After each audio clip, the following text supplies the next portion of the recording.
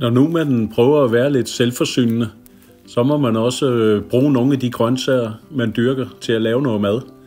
Så vi skal lave noget marineret kylling med grøntsager i dag. Og til det har jeg været ude og høste lidt i drivhuset og i urtbedet. Jeg har hentet nogle gulerødder, nogle grøn peber, rød snakpeber. Og der kan man se forskellen på de grønne peber, der er i drivhus, og dem, der står på friland. Dem på friland, de er noget mindre. De får ikke så meget varme. Så er der lidt bladselleri, agurker, bøftomater og lidt blommetomater, squash og lidt krydderier. I går der hentede jeg 2 majs og noget rødløg og noget hvidløg, som vi skal bruge i retten.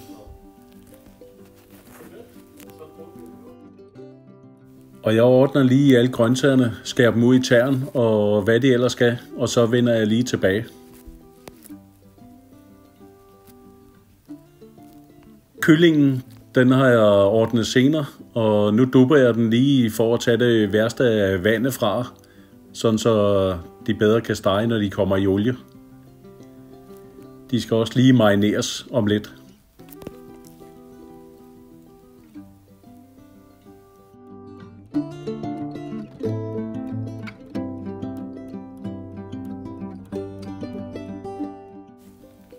Selve marinaden laver jeg lidt olivenolie.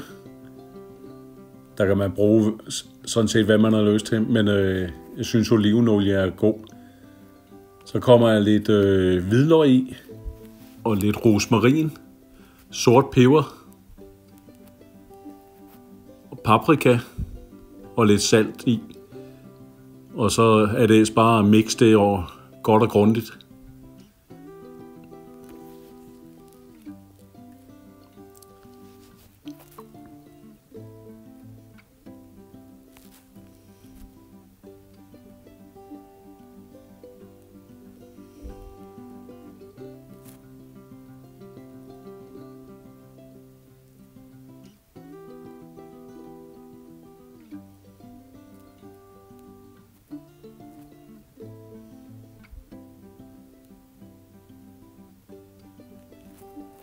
Den får også lige lidt timian for lidt ekstra smag.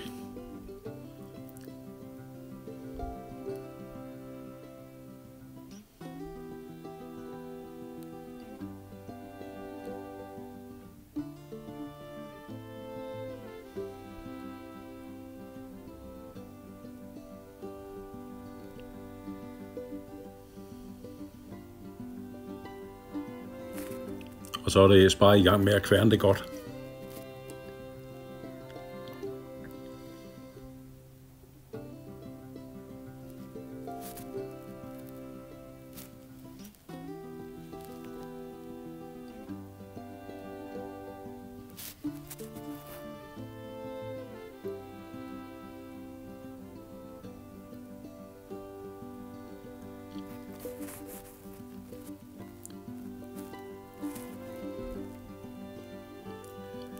Men der skal heller ikke for meget olie i, fordi det skal faktisk være sådan en lidt pasta-agtig, sådan så den hænger ved kødet.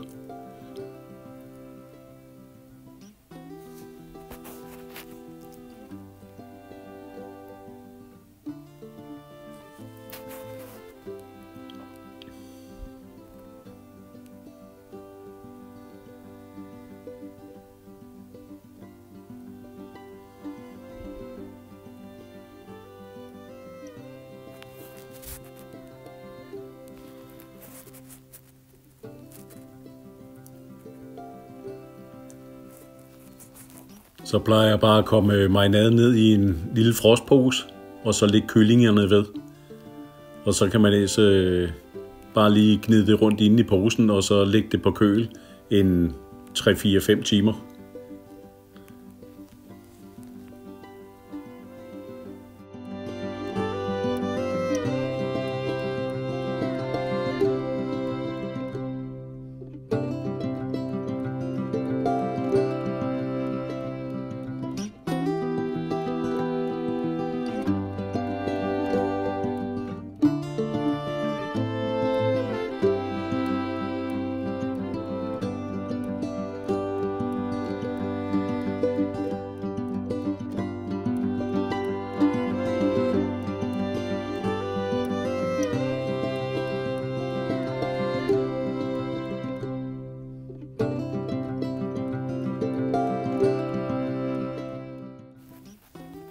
Når kyllingerne har ligget i marinade i 3-4-5 timer i køleskabet, så skal de lige svitses på panden, sådan så de lige får en stegeskorpe og lidt stegesmag. De skal bare lige have en 3 minutter på hver side, for de bliver bagt færdige inde i ovnen i fadet sammen med grøntsagerne.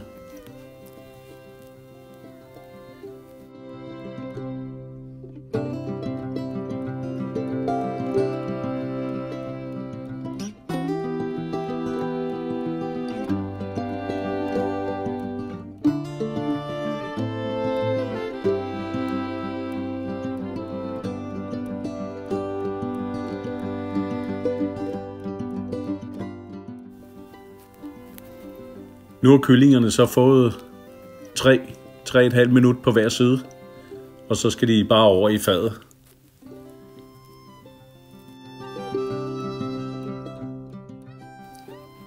Så er kyllingerne færdigstegt, og de er lagt over i fadet. De får lige lidt af det stegfedten ovenpå, så det kan sive langsomt ned, mens de bliver bagt.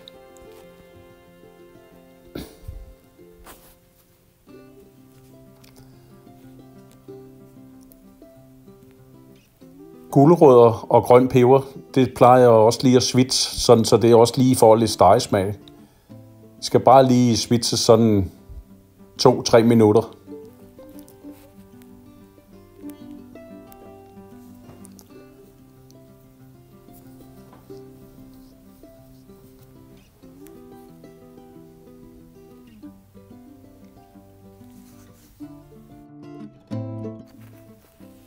Og så er det ellers bare samme retten og komme alle grøntsager og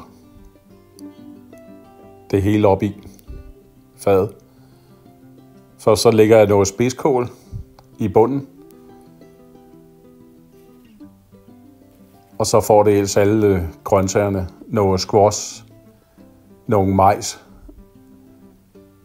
gulerødder, grøn peber og så noget rødløg ovenpå.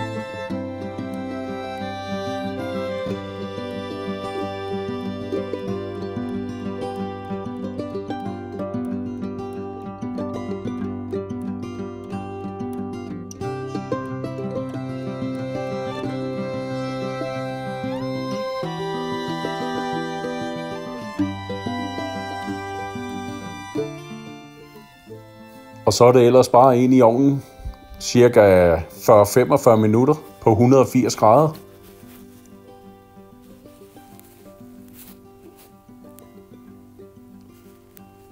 Og de sidste 10-12 minutter, der kommer jeg lige lidt ost på, så den lige får en fin osteskorp ovenpå. Og sådan ser det færdige resultat så ud.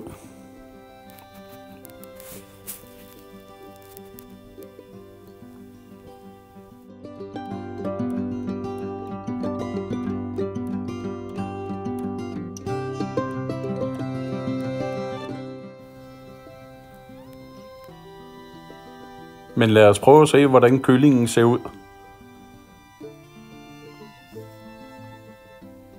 Den skulle gerne være god saftig.